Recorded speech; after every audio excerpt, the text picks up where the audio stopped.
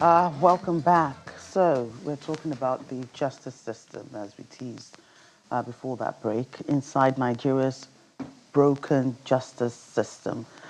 In 2007, let me just quickly lay the foundation for this discussion. In 2007, Gospel Kinani, an Ogoni boy from River State, mysteriously vanished after leaving his home. His parents sold their properties to fund a frantic search and ultimately died of heartbreak, presuming their only child was dead. He was locked away behind bars without a case file, official charges, or any record of an offense. A correction facility records check noted that he was brought in on June 9, 2010, on an awaiting trial warrant for armed robbery, but there was no substantive case or plaintiff on file. In July 2025, the Haven 360 Foundation discovered him during an outreach program. He was found to be severely mentally affected by the long-term incarceration. Through a jail delivery session, the River State Chief Judge formally discharged and freed him, as no legal basis for his imprisonment existed after almost 20 years. Gospel has been reunited with his surviving older brother, but requires ongoing medical and psychological care to help him cope with the trauma of his stolen youth. Just to be clear, 2010 to 2020 is 10 years. 10 years. Right? Mm-hmm. He's been away for 15 years. 15. Gosh. Yes, but he could not be found since 2007. It was in 2007 that he disappeared. Almost 30 years. So it was in 2010 that's we now started. Oh, well, so we have, the Haven Foundation, those in charge of it, here with us. Cyrus Ono is a legal practitioner and founder of Haven 360 Foundation, to talk about this case. Thank you for joining us. Thank you so much for having me. On the program, and thank you for your work, really. Thank you. And then we also have Gospel himself, Kinani, the victim of the wrongful incarceration. He will join us online, and his other brother, Paul Kinani, is also joining us. Paul will pretty much be, speaking for Gospel, so that he can put this into better perspective for us, and of course, tell us what the family has been going through for these years. Welcome again. So let me start from the studio, really. Cyrus, tell us more about how you were able to latch on to this case, and what was interesting about it that made you really, fight for justice for Gospel. Thank you very much. Thank you once again for having me. You see, our foundation was founded based on the mandate to provide free legal representation for persons who are unjustly imprisoned. Many persons like Gospel, among other things the foundation does. And following our foundation activities, during one of our outreach programs, we came across Gospel Kinani. As a matter of fact, it was the inmates that were there that beckoned our attention to say, please, you guys have to see what you can do about this person. They told us about Gospel, that according to them, they came and they met him there. The people that they met, the inmates that they met that have gone, told them, met the same Gospel there. He had been there for 18 years. And apparently it's not stable, it's not coordinated, it's eating from the rubbish and all of that. So they said, what can you do for him? And that was sometime around late August 2024. Late August 2024 to September. And of course we asked for him. We're meeting, we're trying to engage him, but of course it wasn't really corresponding. But we kept on pushing, kept on persisting. So each time we go almost like 3 times every week. Go with our in-house psychologists, and we just keep engaging. And at some point, members of our team were like, why are we still doing this? Let's go of this person. We asked, what was this person? We asked the officials, what was this person? We don't know him. There's no record of him. But from the very first day, he was mentioning his name, because he could mention his name. He would tell you, my name is Gospel Kinani. But anything from there, it's gibberish. But it will tell you, my name is Gospel Kinanee. So it's like, this guy is mentioning his name to be Gospel, but they don't have that name on the record, and they don't know him to be that name. And it was a very, very difficult situation. We started writing petitions while we're engaging, bringing welfare supports, and all of that, trying to engage him too psychologically. We're trying to also see what legal thing we could do to get him out, because it was a very, very, it's more or less like a ghost existing inside the prison walls. And we felt this guy he has family, he has people. He didn't just fall down from the sky and landed here in the prison. What exactly is going on? And we wrote several petitions.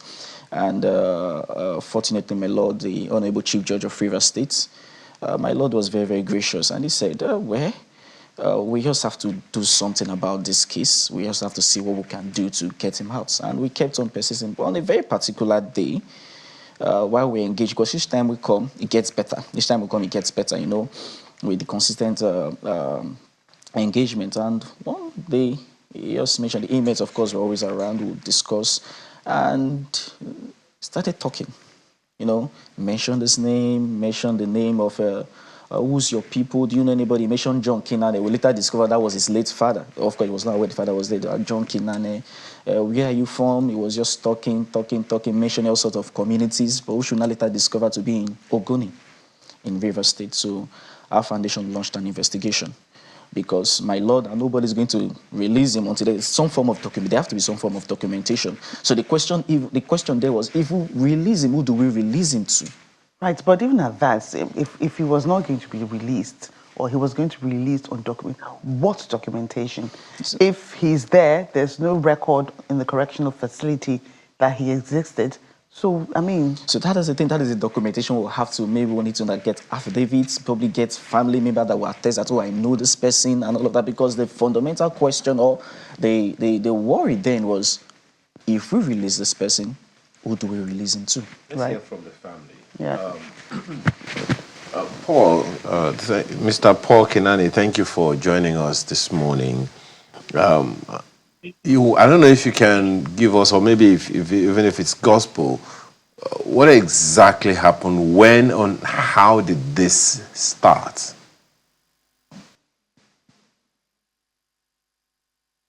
Thank you. Good morning. Good morning. I am Evangelist Paul by Kinanee, the elder brother of Gospel Kinani. Gospel means Webari. That is in a good language where I come from. And we born to a family of John Kinanee and Paulina Kinanee, which is my mother. They are both late because of this issue here. We from a community, Konbokwe, kind of local government. We were in our community, due to communal crisis and the fight that were happening in Ogonila. So my mother and my elder sister took us to Rumolumini in Rivers State.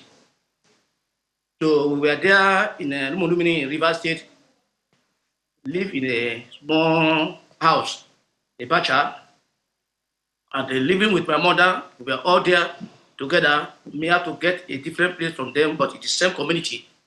So my brother, Gospel, was also there. We were together. And so this in making, because of the crisis in my community and my mother get there, it was almost finished the primary school.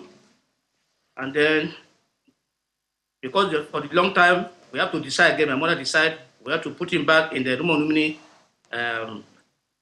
primary school again to complete it. So we were ahead of him to go to maybe secondary school. Then this thing happened. So, it is a great day. I would take it as a wonderful day in our life, where he was still praying and play and come back to the house, play and come back to the house normally as used to do, and eat in the morning food. So in the evening time, he was still there. So around that kind of 7 o'clock, 8 o'clock, he was there with us.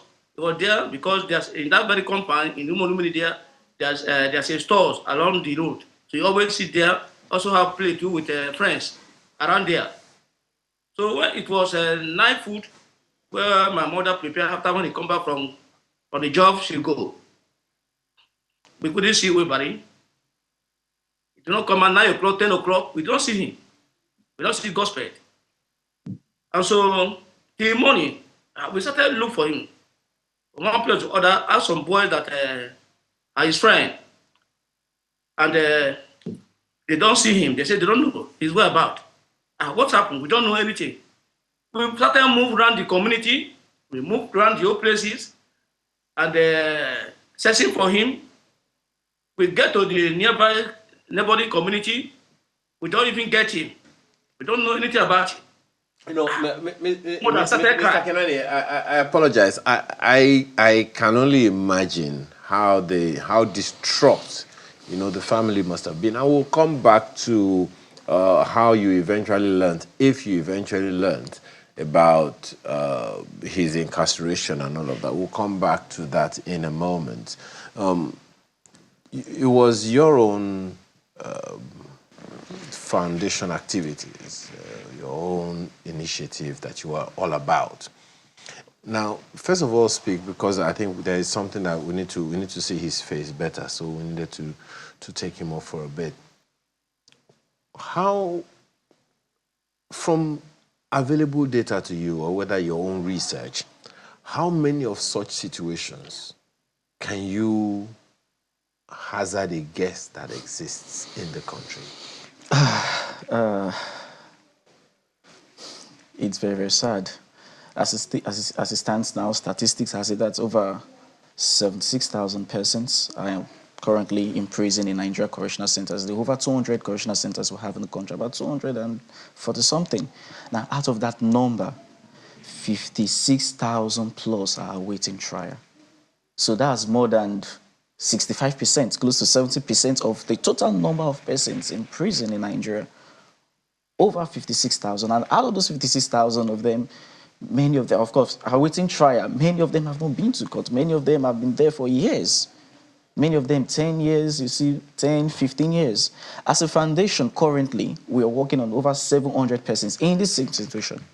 700 across the country, 700. So for neophytes like me, ignorant people who don't understand the meaning of awaiting trial, what does it mean? Because awaiting trial sounds like, okay, they have accused him, they know he committed the offense, they just need to take him to court. So basically, when you talk about awaiting trial, it means that this person is, as the police or the law enforcement agency has arrested this person for some alleged crime, whatever it may be, and is waiting to be trialed in courts. So he has not yet been formally presented for trial in courts. So usually, what the law says is that when you arrest someone, whoever the arresting agency might be, the law enforcement agency might be, you have within 24 hours, at most 48 hours, to formally present that person before the courts and, of course, commence with your trial. In some instances, if you need to do investigations and your investigations you're not done with your investigation, then the law says, okay, within 2 months, thereabouts, you must ensure you get a remand order from courts, then conclude your investigations, they begin trial within those 2 months. So those kind of situations, those persons who say they are awaiting trial, their trial has not yet commenced, they've not taken their plea, and whoever is accusing them has not come to court to present the case against them.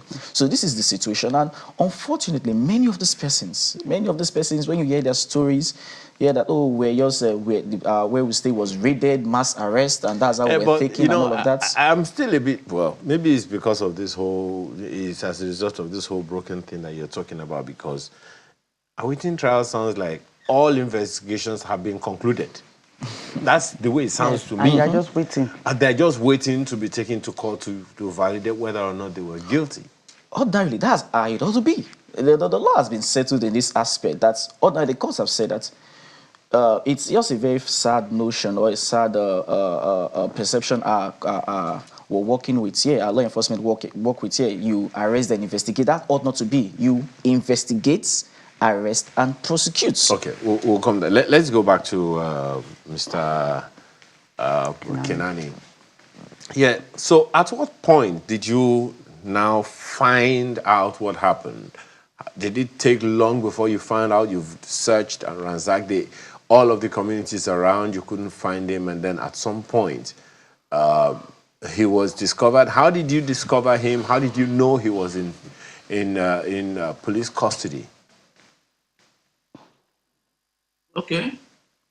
The fact is that we try all way our best. My father were disturbing, my mother were disturbing. And even when people direct us that we should go to the correctional unit, prison yard, we get there, the River State prison yard, correctional the center. Sorry? We couldn't, they even said to us that they don't know anybody called Gospel or whatever, they don't know anybody like that. We even go there almost 2 times to look for him. So we were fed up, we don't know anything about his whereabouts again. And this thing continue grow year after year, year after year. Nothing. My mother just died of a sudden, crying about him and everything. Don't waste time. My father also died of the same thing. My father will say, okay, let me go to farm, let me press our farmland, find money to go and trace him and find. I said, where can we get him from? Where can we go to get him from? Because we have tried all our best everywhere, home and everywhere. We don't see him. And we don't know his offense. We don't know what really he have done. Why such a thing happened. And some people were telling, or maybe bad boy or ritualists or whatever, maybe they might be the people that are calling me away. How did you eventually find him? So, there was a day I was in the house in the morning. I now received a phone call from my village. He showed my brother wife called me that there are people that are looking for me, and he gave food to one of my town boy, and he said that somebody is looking for me. So the time I had to speak with my town boy, he said there are a lawyer from Ogoni that is here now. That he said that whether am I a brother of Gospel Kinani? I said Gospel Kinani is there, it's not alive. It's almost long years now. What is he talking about? Gospel Kinani, where is this? He said Gospel Kinani is found in the correctional center in River State. That is alive. That I will see him. I said, what are you saying, truth or lie? For so many years like that, and even this place we have gone 2 times. They say there's nobody like that in that area. So he said, don't worry, he will give me a number of somebody, and somebody will call me by evening time that same day. That I will meet the person at D-Line in Port Harcourt, and then I will get in touch with the person. Then I will know something about my brother, and brother will come out, and I will see my brother. So how many years did this take before you eventually got this call? This, like I said, this happened around 2007. Okay. And the 2007, because this boy, everybody in question here, I take record about many things about him. And, he was reborn in 4th May. That 2007, this year, of that year, of 1993. And so I have to look at him. This is almost 18 years. It's almost 18 years that we have not seen him. Almost 18 years we have not seen him. And when I calculate the number of years and the time he better, everything I see, this boy have stayed 18 years, so we have not seen him. Wow. It's there like that. Okay. Well, Mr. And that's the guy in the gospel, right, sitting beside his brother. So how it's a lot, right? It's a lot. You say about 50-something, if not 60% of the people in incarceration now are not supposed to be there. They are wrongfully accused and all of those things. But this is a case of there is no case file, no record whatsoever of him being in any, any correctional facility or whatever we want to call it. No record of him being in police custody and all of that. From what you can find out, what's the trend that would make this happen? For 18 years, it's a long time. Okay, thank you very much. I'm glad I'm glad for the latter part of the question because this particular case is in court already, and I wouldn't want to comment much into the facts. But yes, the trend. It's sad. As I said, this is not yours. It just happens that this is the only case. This is the case that's having the spotlight now. But there are thousands, really. I must be honest with you. There are thousands. As I said, 700, which we have working on. Most of them have the same situation, and one of the reasons is this. When these arrests are done, most of the time, like I said, mass arrests, there is basically no crime whatsoever. And because, so you see, because they can't keep arresting the agencies, they can't keep a person beyond 24 hours. And when the person is unable to make out bail at the, whatever, maybe the police station or whatever detention center, they have to take the person to court to remand.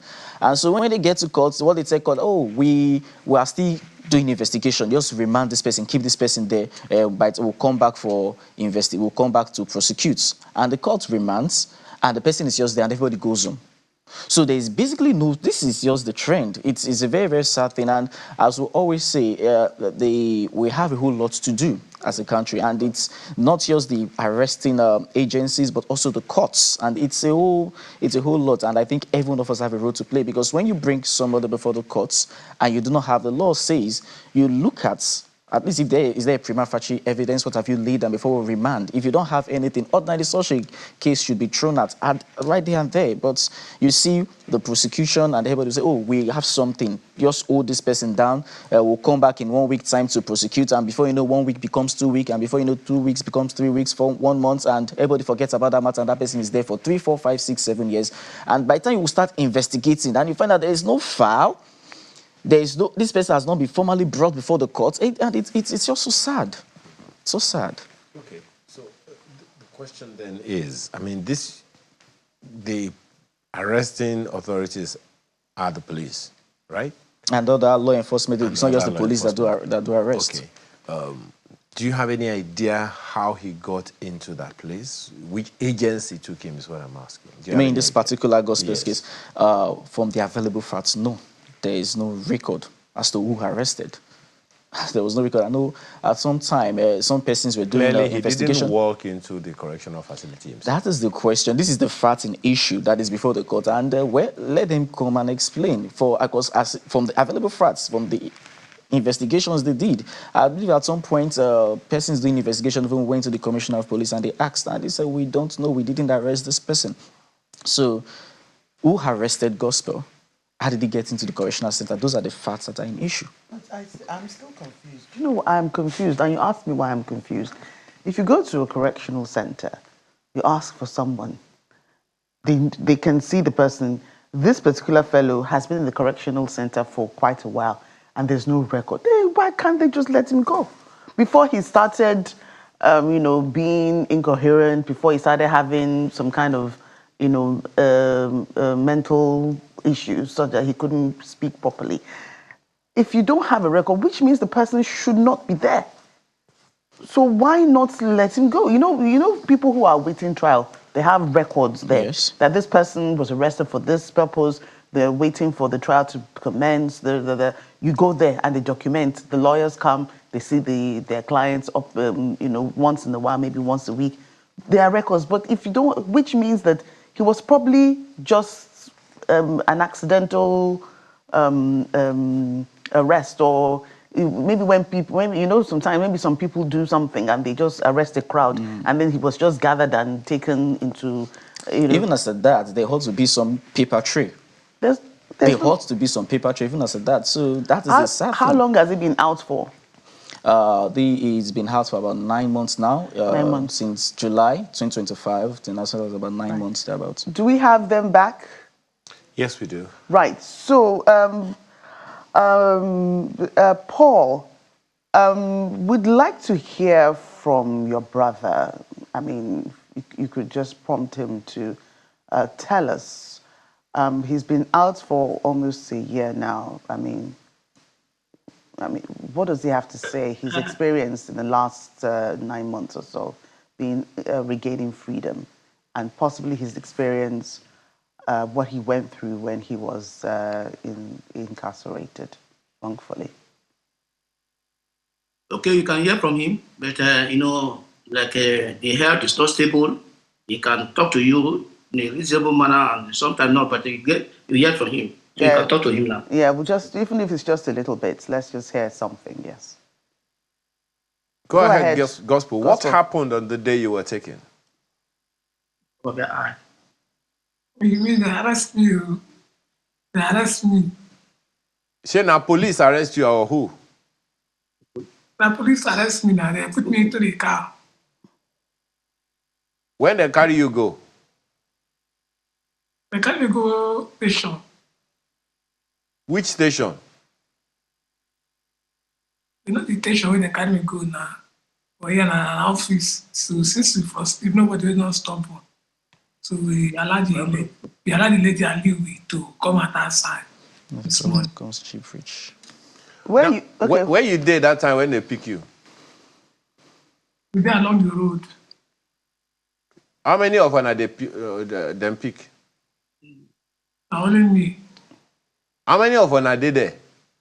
Only me. Oh, you just there along the road and they just carry you like that? How old you be that time? Yes, I be. How many years? Yes. 14. So, what do you want now? The lawyer with there say the matter they court. What do you want make government do now? Government, they will pay me money now.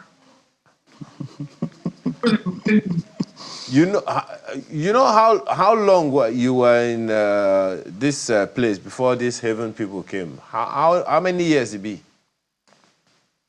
15 years. 15 years. Wow. Well, thank you for talking to us. Let's get back to the lawyer here. It's really indeed, as you said, it's quite heartbreaking that such a thing like this would happen. So, when did this case start? How long is it likely to take? You mean the case in court? Yes. That I cannot relate. The case was already filed, and the trial is only ongoing. I cannot prejudge as to comment as to how long it will take, and all of that. That will amount to me prejudging the matter. So it's already before the court. It will take as long as it will take for the court to do. So he said that he was taken by the police. The police say they do not have a record of taking him. Yeah, but he was in their station. No, he was in the correctional facility. Was he taking the correctional facility immediately? That is what we do not know. And honestly, most times I'm really surprised he was quite coherent this time around. But most times he just speaks, and if you ask him at that time again, who carried you, and I don't know, some persons and all of that. So we're not really sure because of his mental state now. But we found him in the correctional center, and the family says he has been missing since he was 14, since 2007, and he was found in the correctional center. Those inmates in there said, the ones that have been there for 15 years, inmates that have been there for 50 years, said, we came and we met him. We came and we met him. Even the people that we met, that have gone, said to us that they met him. So that's that. So how strong do you suppose your case is in court? And, what's the success rate of, these cases? Have you prosecuted, instituted any case like this before and you've actually won? Well, fundamental right, the law allows for persons to bring fundamental right actions in cases like this. And of course, when you say how strong or how good your case is, I always tell people there's no such a thing as a good case. You present your facts before the courts, you present your evidence before the courts. The case becomes good when the court says it is good. So when the court has looked at it. So we've presented our case to the court. It's left for the court to look at it and to determine what it is. But of course, the law is that when a person's fundamental right has been breached, the person is entitled to reliefs, is entitled to redress. So in this case, when a person is in this situation now, like any other person who has been wronged, they have the right to seek intervention, to seek redress from the courts. And if the court looks at it and says, oh, truly, you have been wronged, then the court will of course, grant such a redress. So this is before the courts, and it's left for the courts to look at it.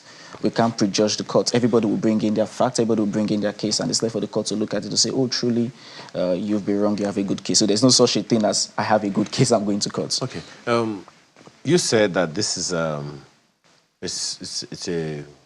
it's a big issue. It is. Tens of thousands. So that means it's a nationwide situation. It is. It's something that that must be looked into, that must be checked. In fact, when we talk about the justice system in Nigeria, it's not just about this case. This is just the case that's gaining the spotlight. There are a lot of persons there. And it takes a whole lot. The correctional center is supposed to correct. They are supposed to rehabilitate, but for some reasons, they're not able to do this job because of a whole lot of issues, funding and a whole lot of that. If you look at these persons in prison, as we said, over 56,000 of these persons are there awaiting trial. Many of them are innocent, and they are there for years. So the question there is why and what can be done? Why are these persons in there for 5, 6, 7, 10 years and nothing is being done? There are mechanisms. The law provides mechanisms. Magistrate goes to visit prisons, and persons who have been there for 5 years, they come out more than if they don't have any reason for being there. But is that enough? This is not the first that you did, right? What's been your experience? How many such prisons, or the language is correctional facility, right? So Yeah. how many such facilities have you been to in your work with the Haven 360? Yes, as a foundation, we've been to way over about 25 correctional facilities across. How many of such cases have you seen? As I told you, we have about 700. Now, these are not your statistics. These are not just numbers. People we've interacted with, not just names on paper. People who are trying to help. Over 700 of them currently. We've met so many of them. Of course, we're just a young foundation. There's this much we can do. There's this much we can do. So imagine over 56,000, and we have 700, and so many other persons are coming. And this is the problem. When you get one out, you go back to the correctional center because, for instance, most of the correctional centers tell you, our capacity is about 1,500, but they have about 3,500 persons in there. Yes, they are so congested, over-congested. And you're able to bring out 2, and you tell yourself, you give yourself a pat in the back, like, thank God we've tried, we've done something nice. And you come back the next day and you discover like 20 more have come in.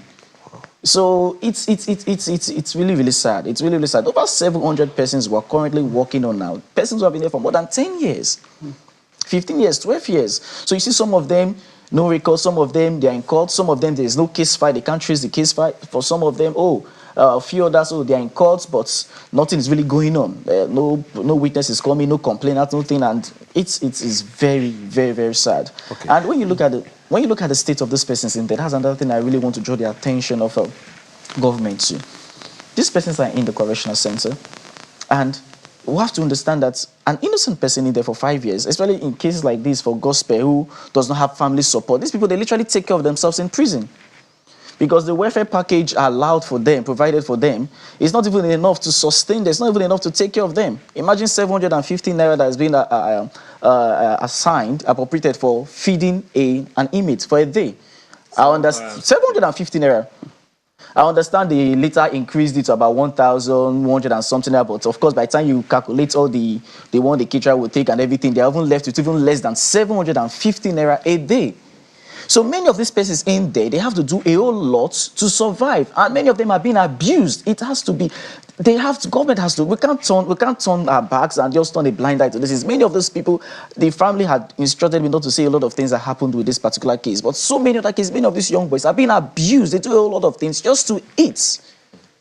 Well, unfortunately, we lost the feed to Mr. Kinani and his brother. Oh, okay. Well, Mr. Paul, let me ask you, Mr. Paul Kinani, let me ask you. So, as we wind down on this, conclude this conversation for now, what are your expectations? How optimistic are you about this particular matter? I assume that, well, please speak in a way that you don't jeopardize the case, as the lawyer has said, but what are your expectations about this going forward? Okay, I was not even want to speak much about this because the case is in the court right now, and the My lawyer said I should not say much about any issue in case somebody asks me. But I want to say this before I tell you my expectation. I've been receiving a series of calls threatening me from here and my community. So my life is not safe. My brother's life and I are not safe from the security from this. I should stop this I'm doing. I should stop this. If not, what I will see, I will not believe. I should stop this. I will do that so they will, when I get to home, they say, people come and find me and look for me. And even when I'm leaving, they say, people come, they say they don't know me. Like that, but some of them know me. They tell me, say, be careful. So my life is not safe. That's number one. My life is not safe. Nigerians should hear my voice in case tomorrow they destroy my brother, they kill me, or they kill my brother and myself, or destroy my family because of this issue here. I can't keep quiet. I can't keep quiet. Somebody, a whole young man, a little boy, 14 years, grow there in the 33 years of the age now, and then 18 years in prison. Then I keep quiet. I need justice. I need justice for my brother. Okay. It's a little befuddling that he's also been, what's the word now? Threatened? You are aware of that?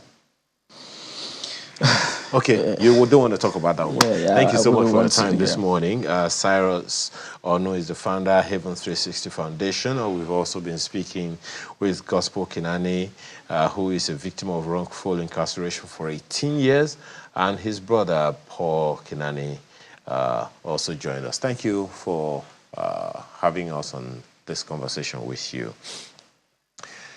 Let's take a short break. We'll be right back.